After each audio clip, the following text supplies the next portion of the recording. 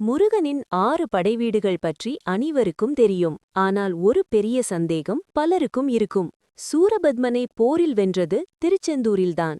அப்படியிருக்க ஏன் திருப்பரங்குன்றம் முருகனின் முதல் படைவீடாக கருதப்படுகிறது? முருகப்பெருமான் அசுரன் சூரபத்மனை எதிர்த்து போரிட்டு வெற்றி பெற்ற புனித தலம்தான் திருச்செந்தூர். போரில் வெற்றி பெற்ற பிறகு தேவர்களின் அரசனான இந்திரன் தனது மகள் தேவயானையை முருகப்பெருமானுக்கு திருமணம் செய்து வைத்தார். அந்த தெய்வீக திருமணம் நடைபெற்ற தலம்தான் திருப்பரங்குன்றம். அதனால்தான் இந்த தலம் முருகப்பெருமானின் தெய்வீக வாழ்வில் ஒரு முக்கிய தொடக்கமாக கருதப்படுகிறது. அதனால் மரபு வரிசையில் திருப்பரங்குன்றம் முதல் படைவீடு என்று போற்றப்படுகிறது. இந்த விஷயத்தின் முழு காரணம் என்ன என்பதை தெரிந்து கொள்ள கீழே உள்ள லிங்கை கிளிக் செய்யுங்கள். முழு வீடியோ நமது சேனலில் உள்ளது. மனதார முருகப்பெருமானை வணங்கும் ஒவ்வொரு பக்தருக்கும் முருகப்பெருமானின் வரலாறு முழுமையாக தெரிந்திருக்க வேண்டாமா?